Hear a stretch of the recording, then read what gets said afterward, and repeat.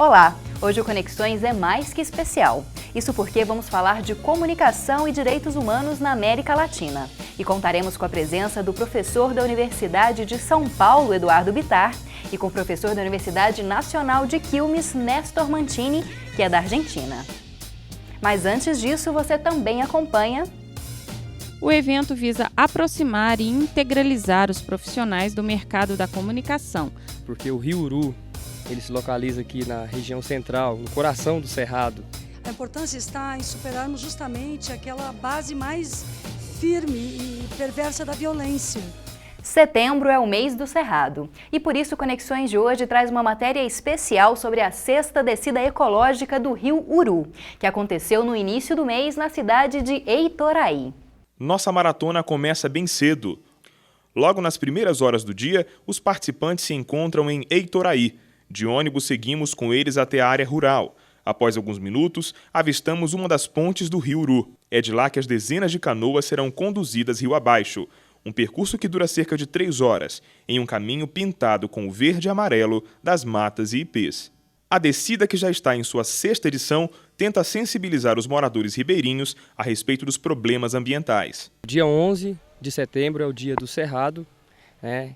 E nós estamos aqui chamando atenção. Hoje não é o dia do Cerrado, mas nós colocamos isso em evidência porque o Rio Uru, ele se localiza aqui na região central, no coração do Cerrado.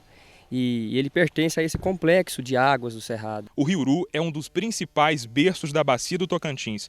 Ele banha 9 municípios goianos. Um deles é Heitoraí, aquele de onde nós saímos. E apesar de tanta grandeza natural, os problemas ambientais têm causado assoreamento, o que põe em risco não só o controle sobre o nível da água, mas principalmente a biodiversidade do Cerrado brasileiro.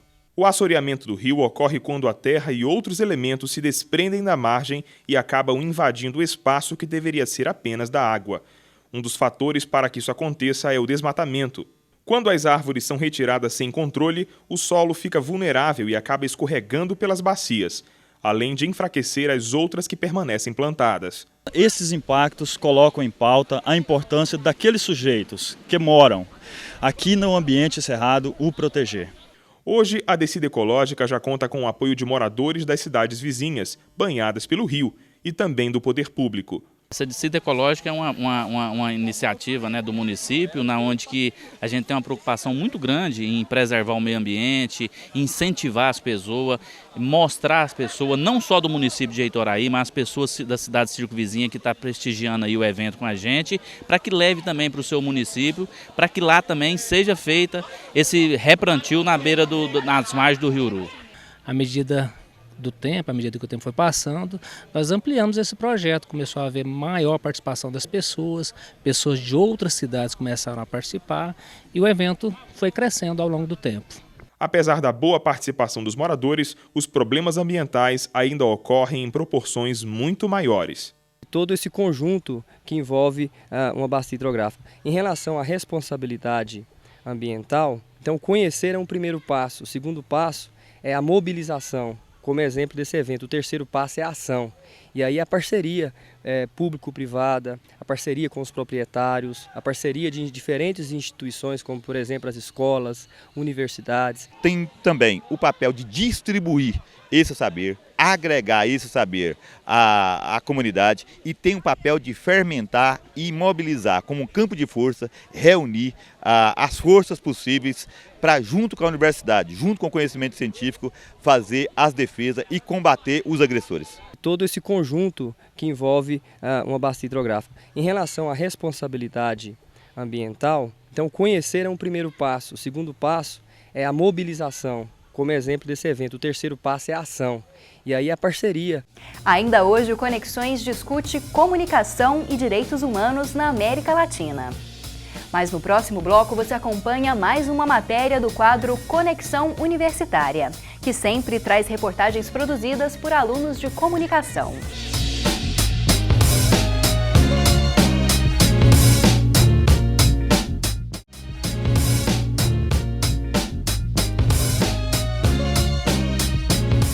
Conexões já está de volta e agora você confere mais uma matéria do quadro Conexão Universitária.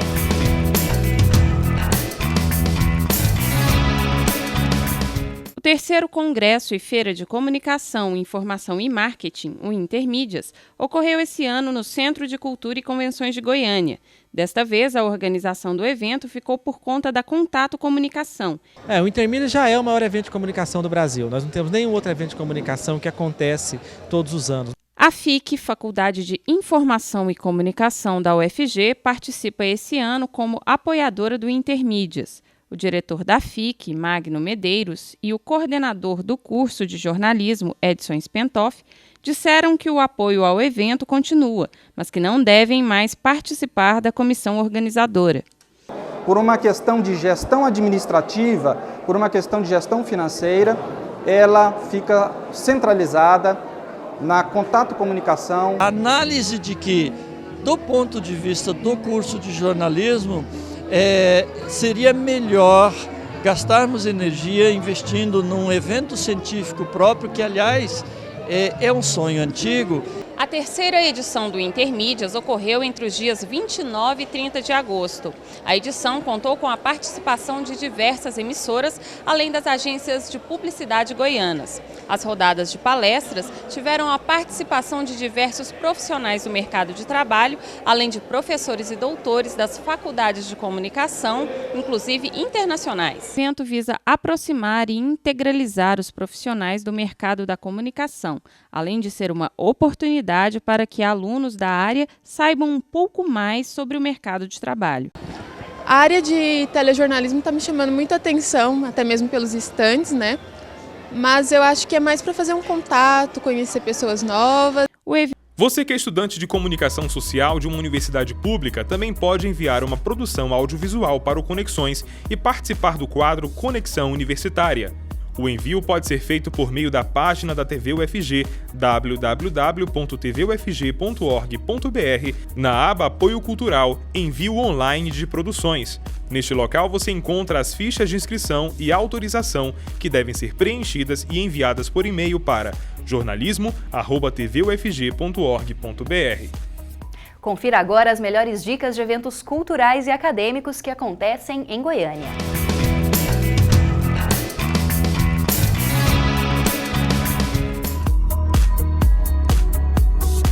O Seminário Interdisciplinaridade – Desafios Institucionais ocorre de sexta a domingo no Centro de Cultura e Eventos Professor Ricardo Freuabo Faisal, no campus Samambaia. O objetivo é debater os desafios e propostas institucionais sobre a interdisciplinaridade.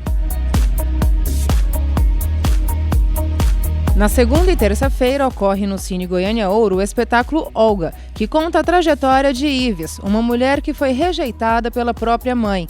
A atuação solo é de Valéria Oliveira e a direção é de Bruno Peixoto e Edson de Oliveira, que completam o núcleo de investigação cênica. Os ingressos custam R$ 10,00 meia entrada ou ingressos antecipados e R$ 20,00 a inteira.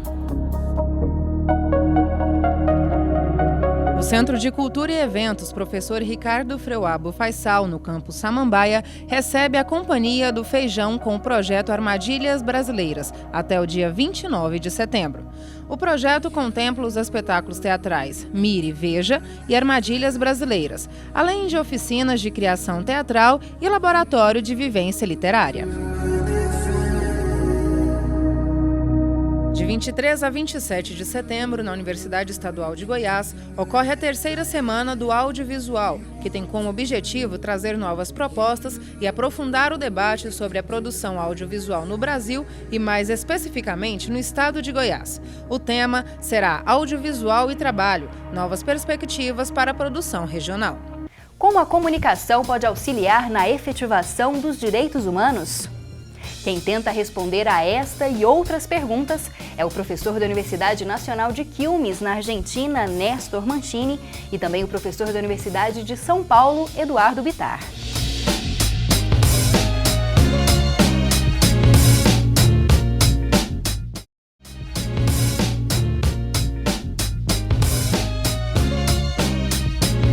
Na semana passada foi realizado em Goiânia o 5º Colóquio Interamericano sobre Educação em Direitos Humanos. Aproveitando a oportunidade, o Conexões de hoje fala sobre o papel da comunicação na efetivação dos direitos humanos. Quem vai falar sobre este assunto é o professor da Universidade Nacional de Quilmes, na Argentina, Néstor Mancini. Olá, professor, muito obrigado pela presença. Muito gusto, muchísimas gracias por la invitación, agradecidos. Também está aqui no estúdio o professor Eduardo Bittar, da Universidade de São Paulo. Muito obrigada, professor, pela presença. Muito obrigado também. Bom, e para começarmos, você assiste agora uma reportagem falando mais sobre o colóquio. A Universidade Federal de Goiás sediou a realização do 5º Colóquio Interamericano de Educação em Direitos Humanos. Esse 5º colóquio, que coincide com o nosso 4º Seminário Pensar Direitos Humanos, a importância dele é que essa rede, que até então, surgida na Argentina, na Universidade de Quilmes, né, que articulou, reuniu durante 3 encontros na Argentina, formatando essa rede, que depois foi para o Chile, no 4º encontro aqui no Brasil, a gente está tendo a oportunidade de consolidá-la institucionalmente.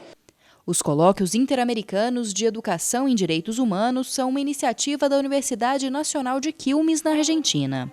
Desta iniciativa se criou a Rede Latino-Americana, com o apoio do Ministério da Educação da Argentina em 2011. A Rede Interamericana de Educação em Direitos Humanos reúne atualmente pesquisadores de diferentes países, com o propósito de trocar experiências e aprofundar questões conceituais e práticas. A gente está tendo a oportunidade de consolidá-la institucionalmente. Então, amanhã à noite, por exemplo, no segundo dia do colóquio, vai ter a primeira assembleia da rede, onde a gente vai aprovar os nossos estatutos, nossos documentos de referência, possibilitando uma integração não só anual, através dos colóquios, né, através da troca de experiência, de partilhar pesquisas, resultados, mas também agora de um parâmetro institucional, de um marco institucional, onde as universidades que integram essa rede agora vão poder, de maneira oficial, de maneira formal, fazer intercâmbio de estudantes, de professores, de técnicos. A ministra dos Direitos Humanos, que esteve presente na abertura do evento, ressaltou a importância de iniciativas como essa. A importância está em superarmos justamente aquela base mais firme e perversa da violência e conseguirmos, portanto, constituir, pela via da educação, uma emancipação que pressupõe uma consciência para a solidariedade, não exclusivamente para a competição que o mundo atual propõe. Bom, professor, falando um pouco sobre comunicação e direitos humanos, qual que é o papel da comunicação na efetivação desses direitos? De que forma a comunicação pode ser aí pode impulsionar esses direitos humanos? El papel de la comunicación creemos que es muy importante porque uno de los derechos fundamentales que siempre se han atacado en las dictaduras que hemos tenido en nuestros países, uno de los primeros, siempre ha sido el derecho a la libertad de expresión. Y en ese marco nosotros creemos que en la medida que el sujeto puede tomar noción de lo que es, pueda también comunicar lo que desea, lo que vive, lo que siente, lo que reclame, está también ejerciendo una tarea no solamente de estima, de dignidad, sino también de empoderamiento. Empoderamiento que en ese marco no deja atado a la labor exclusivamente de que los profesionales de la comunicación digan todo sobre la vida de las personas, sobre lo que le pasa a las personas, sobre lo que las personas reclaman para su vida y para su bienestar. La comunicación en los derechos humanos necesita y cada día creo que va encontrando un lugar preponderante. Nosotros en este momento en Argentina creo que tenemos un momento complejo, pero muy rico al mismo tiempo, de inclusión de la comunicación o de los temas de la comunicación en la agenda cotidiana de las personas. A propósito, bueno, de todo lo que tiene que ver con la nueva ley de medios que nos dimos en nuestro país desde el 2009 hasta aquí. Una ley que está vigente en casi todos sus artículos, excepto uno que está ahí en la disputa entre el principal grupo concentrado de medios que tenemos ahí, que es el Grupo Clarín, aunque no único, pero tal vez lo más visibilizado, y el gobierno que ha decidido que este tema también es importante para empezar a deconstruir todos aquellos derechos que nos habíamos acostumbrado a cederles a sectores que tenían mucho poder económico sobre todo y que sobre eso creían que tenían derechos sobre el resto de las personas para decidir por todos. Creemos que la comunicación es un derecho que debemos todavía profundizarlo mucho más allá de recibir y dar información. Algo que, bueno, ya los distintos pactos internacionales se han encargado de empezar a dejar claro, pero creo que es una tarea cotidiana. Bueno, en ese camino nosotros, desde la Universidad, por ejemplo, de Quilmes, estamos tratando de apostar a un trabajo en la extensión universitaria, que allá ya es política nacional, en las universidades públicas, y sobre todo con algunos sectores que charlábamos con el profesor Eduardo Vitar, son sectores que creemos tienen también un papel fundamental, como son los educadores, los futuros educadores, en función de pensar en una tarea de mediano y largo plazo, de que los derechos humanos son de todos, de todas, para todos, para todas, y la construcción entonces no la podemos dejar en manos de solamente un pequeño sector, sino que tiene que ser una tarea de corresponsabilidad, una tarea de cooperación entre sectores que pueden no tener ninguna formación, pero tienen tanto valor, tienen tantos derechos como aquellos que en todo caso creen que por su formación o por su lugar en la sociedad, por la acumulación de poder, sobre todo económico, consideran que a lo mejor ellos tienen que resolver. Aquí, bueno, se juegan modelos participativos, ¿no? Que son o más paternalistas, más conductistas, o más responsables, más equitativos, y en ese marco apostar a un verdadero cambio social, ¿no? Sim. Bom, professor, qual que é a sua avaliação do cenário brasileiro em relação tanto à democracia, ao cumprimento desses direitos, à efetivação desses direitos e também o papel da comunicação nisso tudo? Bom, esse é um tema muito complexo. Toda vez que alguma iniciativa de regulamentação da mídia vem ao debate público, ela vem marcada por uma série de dificuldades. A primeira delas é que parece quando nós estamos pensando uma forma de regulamentar a mídia, nós estamos dando um salto, um recuo para o passado e nós estamos simplesmente caindo na vala, no abismo da censura. Então você tem um extremo, e a extremização do debate, quando levada a esse ponto, evoca o imaginário da ditadura. Então a opinião pública tende a aderir à ideia de que é preferível defender a liberdade enquanto um valor absoluto do que a censura, polarizando um debate que não se faz pelos extremos. Nenhuma liberdade na nossa Constituição Federal de 88 é tão absoluta que não tenha e não possa ter que conviver com outras formas de liberdade. Então, nenhum direito deve ser lido, interpretado, conhecido, visto e utilizado de forma fechada. A liberdade de imprensa, a liberdade de expressão tem de estar conciliada com um conjunto de outros direitos e formas de expressão. Daí a importância de compreender como o direito à comunicação se conecta com um conjunto de outros direitos humanos. Exatamente porque no balanço entre eles há um equilíbrio do processo, que pode nos levar a construir algo que o Brasil não tem hoje, infelizmente, um marco regulatório jurídico que nos permita falar com muita clareza em comunicação democrática.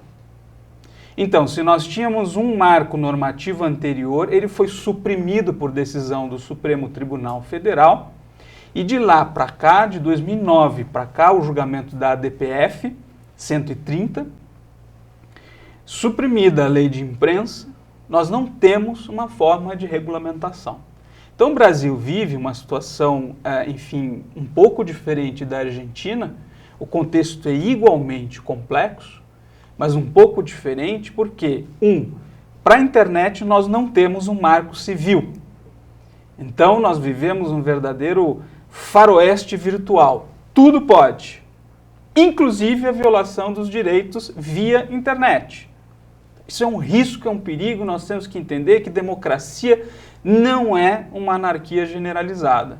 Nós temos que entender que democracia é também regulação, mas uma regulação que não cai na censura e na castração, na opressão e na repressão. É regulamentação jurídica.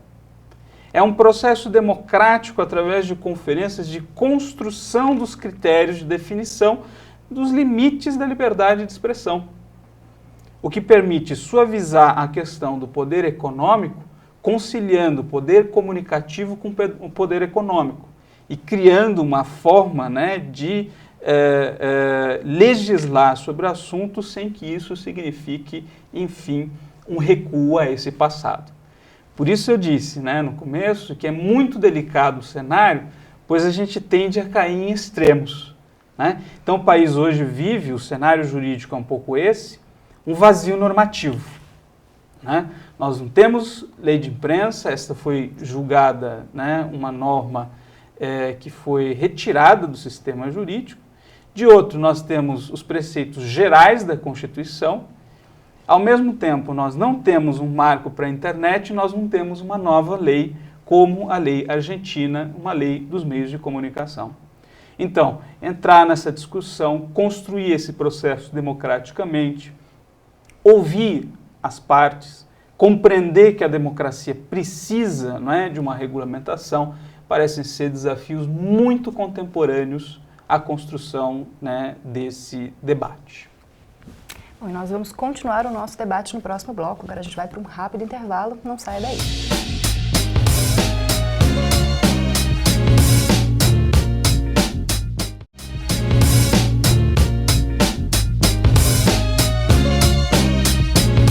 Estamos de volta com mais um Conexões. Hoje o tema do programa é comunicação e direitos humanos. Para falar sobre este tema, estão aqui no estúdio o professor Eduardo Bittar, que é da Universidade de São Paulo, e também o professor Néstor Mancini, que é da Universidade Nacional de Quilmes, na Argentina.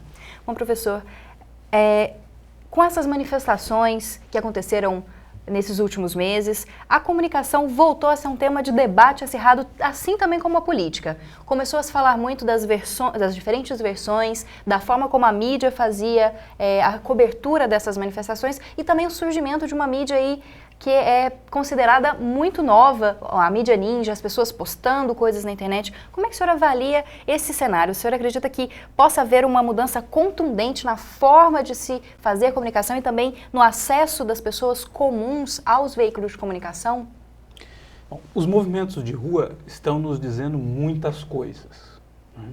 Estão dizendo, por exemplo, que a democracia formal, institucional, parlamentar, representativa, não fala toda a capacidade de representação, nem simbólica, nem política e nem da luta por justiça. Aí considerando um fundo também de luta por direitos humanos. Então, a democracia de rua tornou possível, tornou visível o potencial da população em dizer, em significar, em representar coisas que o imaginário social já não encontra mais nas instituições formais, altamente hierarquizadas e que tem a ver com o processo democrático no sentido liberal. O que nós estamos vivendo no país, portanto, é um contexto de ampliação do sentido de democracia, que deve ser visto de modo muito positivo, né? Então, se nós pensarmos a democracia como expressão de vários eixos de trabalho, a democracia institucional representativa se soma à democracia das ruas, que também se soma à democracia deliberativa, participativa, que os métodos de conferência, os métodos de orçamento participativo, as audiências públicas e, por exemplo, as consultas que o Supremo Tribunal Federal faz a especialistas e os debates do Supremo, né, revelam uma mudança de cultura nesse cenário político. Mídia ninja e tantas outras formas de, aspas, cobertura dos eventos que estavam acontecendo, revelam também a capacidade de produzir informações por meios que também não passam pelo poder comunicativo institucionalizado. Mais uma vez, portanto, essas diversas formas plurais constroem significações e encontram eixos de expressão que escapam à coincidência entre poder comunicativo e poder econômico. Então, o monopólio do processo comunicativo é diluído como o monopólio do processo político é diluído. E o que os jovens estão dizendo na rua é exatamente a necessidade de outras formas de participação e inclusão no processo político e no processo comunicativo. Ouvir isso, construir em cima disso, trabalhar com isso é construir um novo modelo de sociedade. Bom, professor, e na Argentina, num outro cenário diferente do Brasil, como que o senhor avalia a questão dos monopólios da comunicação, que para ser uma comunicação realmente democrática, deveria ter o acesso maior das pessoas e não apenas aí o domínio econômico desses veículos de comunicação, desses meios de comunicação? Como que o senhor avalia esse acesso da população à comunicação? Yo marcaría como dos momentos, si es que lo pudiéramos presentar de esa manera. La nueva ley de medios que nosotros tenemos desde el 2009 recoge el trabajo de muchas organizaciones de derechos humanos y de comunicación, de las que en otro momento llamábamos Alternativa, Popular, etc., que desde más o menos la vuelta a la democracia, año 86-87, hasta el 2009, produjeron más de 40-50 proyectos de ley para que se llevaran al Congreso y los legisladores lo aprobaran y pudiera derogarse la ley que habían instalado los genocidas de la última dictadura militar en el año 80. Esto es, hay todo un movimiento de lo que uno llama la comunicación comunitaria popular que hizo todo un trabajo que se definió en 21 puntos, que fueron los que creo que con mucha habilidad política, pero también con mucho convencimiento de lo que se venía en discutir temas de hegemonía en vastos otros campos, lo recogió el gobierno de Néstor Kirchner en 2003 para adelante. Entonces empezó a darse todo un proceso de discusión en distintos puntos del país con audiencias públicas, para que finalmente en el 2009 se terminara aprobando una nueva ley de medios. Nueva ley que estamos felices, más allá de el segundo momento que voy a mencionar ahora, porque también Frank Larry, el relator para la libertad de expresión de las Naciones Unidas, realmente ha dicho más de una vez que es una, tal vez en la letra, por lo menos, de las leyes más avanzadas que existe, no solamente en América Latina. Ahora bien, sabemos que entre el dicho, entre la letra y la práctica hay que hacer todo un proceso. Y en ese proceso nosotros estamos ahora con este segundo momento que tiene que ver con una disputa fuerte que hay contra el principal grupo monopólico. ¿Por qué? Porque el principal grupo monopólico se apoderó, por ejemplo, de todo el tema del papel en tiempo de la dictadura. Entonces era el que cerraba, como decimos, la canilla para que otros medios que pudieran competir no pudieran competir. Y es el que también no permitía la libertad de expresión de muchos otros sectores. Lo sigue haciendo hoy también.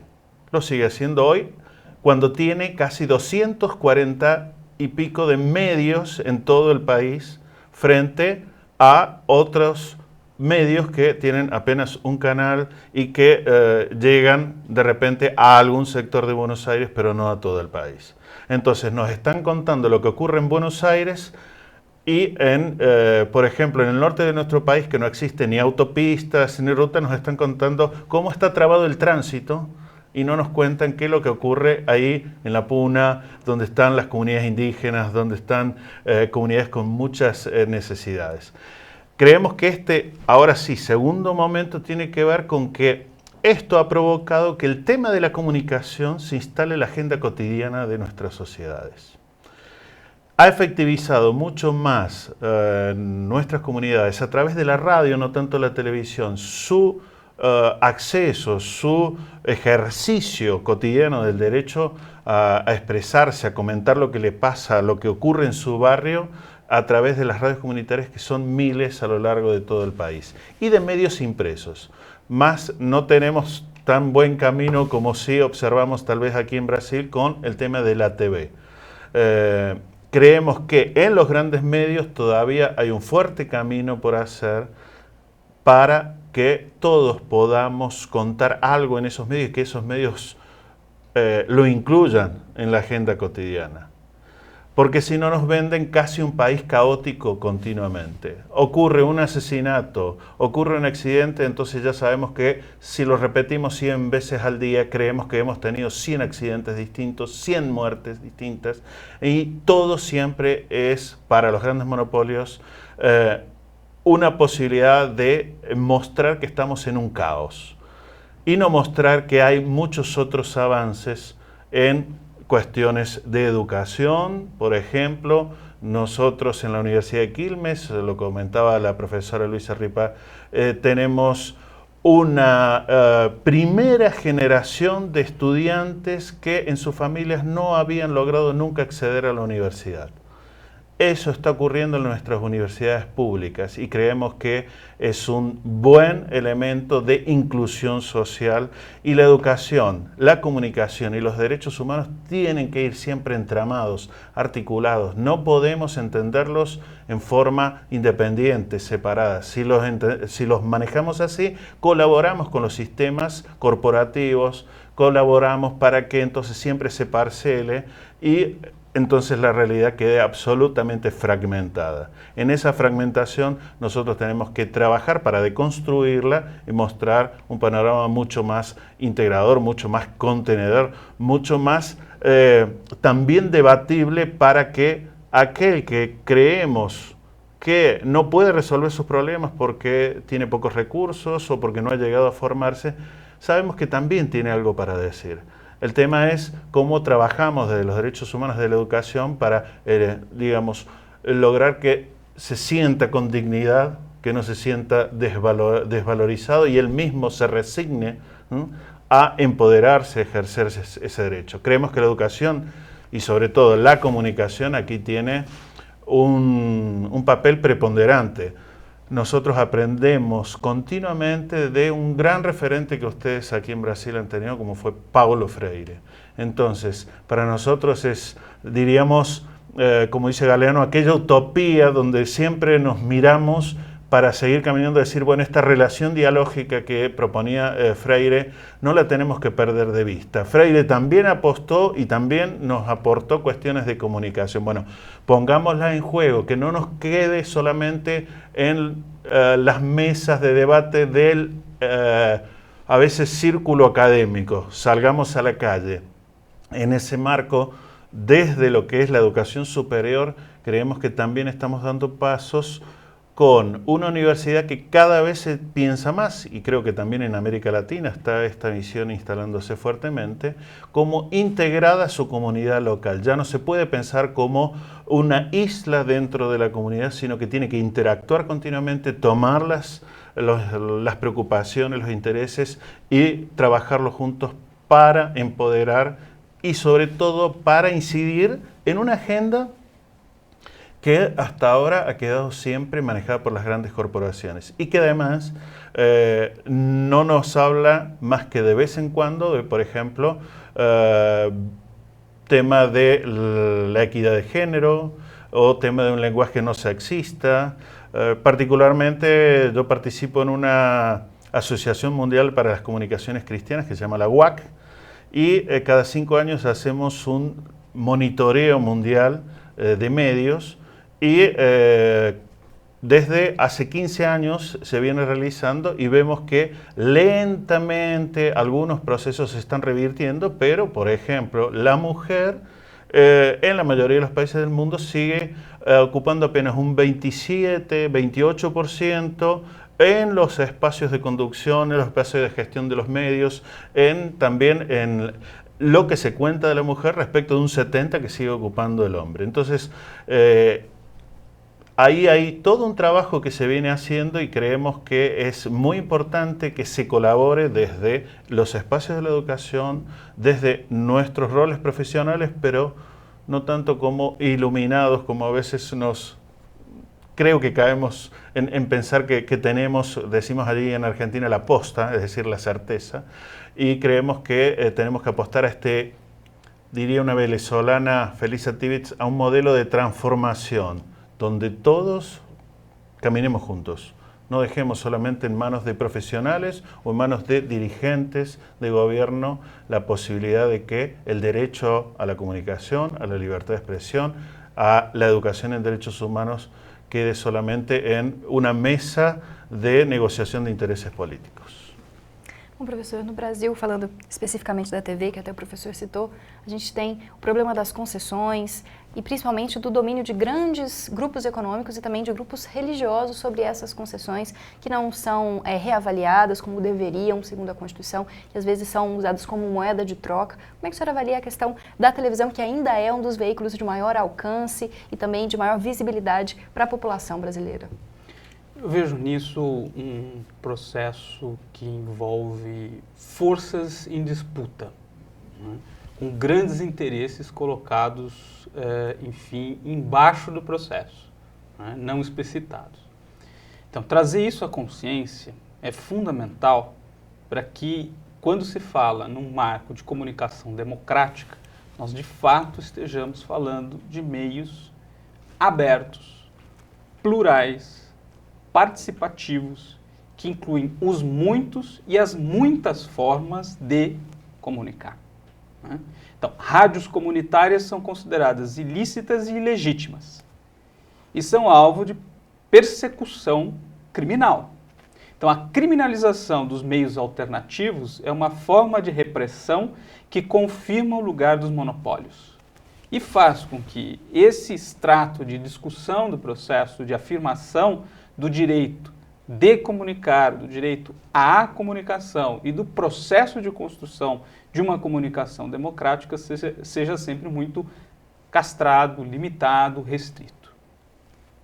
Um outro aspecto importante é o papel que a educação em direitos humanos tem a desempenhar no ambiente da produção dos conteúdos, na medida em que, se os meios de comunicação modernos têm um papel fundamental a exercer, ele está ancorado na ideia do poder de difusão, da capilaridade, do alcance. Isso está no lar das pessoas, as pessoas estão no ônibus, estão com um radinho. A comunicação hoje integrada chegou aos celulares, eu posso assistir televisão através de meios móveis, ou seja, na sociedade da informação, cada vez mais, né, os conteúdos são importantes. Mas por que há conteúdos privilegiados e há conteúdos marginais?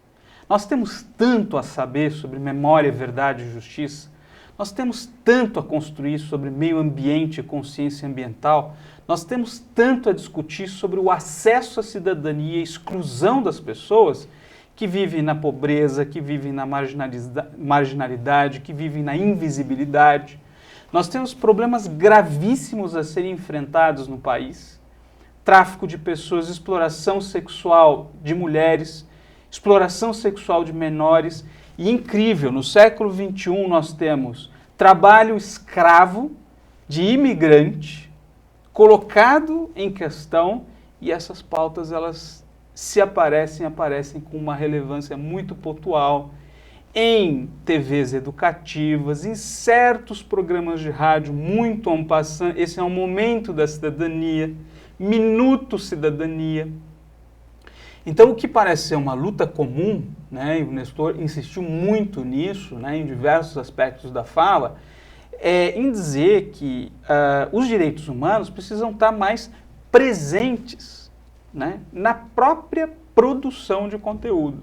Por quê? Porque mesmo uma pessoa que não tenha chegado à escola vai saber que o seu direito existe. Vai saber que a Lei Maria da Penha pode amparar uma mulher que está sofrendo, né, um processo de vitimização muito forte e que não a faria, por exemplo, se mobilizar a procurar lutar pela sua condição, até por uma questão de informação.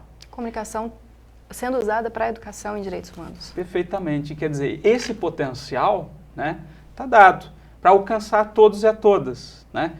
Com vistas ao quê? A construir uma sociedade que consolide, né, a democracia e permita que as pessoas utilizem o amparo dos direitos para a proteção da sua dignidade. Quer dizer, é nesse papel que eu acho que a comunicação, o exercício do direito à comunicação, permite o acesso a uma multiplicidade de outros direitos. Então ele é, nesse sentido mesmo, canal, né? Canal para a realização de outros direitos. Daí o papel estratégico. Por isso a educação tem que ser muito parceira do direito à comunicação. Bom, nosso programa de hoje chega ao fim. Queria agradecer muito, professor, pela sua presença. Professor Eduardo Bittar, da Universidade de São Paulo, muito obrigado por estar aqui. Obrigado a vocês. Vamos também agradecer ao nosso visitante, professor Néstor Mancini, da Universidade Nacional de Quilmes, na Argentina. Muito obrigada, professor Néstor. Muchas gracias a ustedes, nos están atendiendo muy bien, así que muchísimas gracias. E com o debate, o programa de hoje chega ao fim. Ele é produzido em parceria com o Laboratório de Produções Audiovisuais Integradas, da Faculdade de Informação e Comunicação da UFG, e também com a Assessoria de Comunicação da Universidade Federal de Goiás.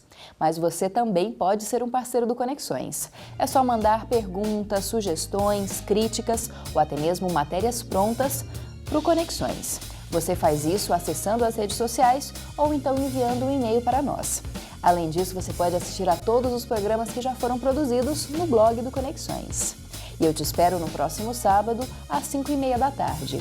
Os horários alternativos são no domingo, às 9 horas da noite, e na segunda-feira, às 8h15 da noite. Uma ótima semana para você!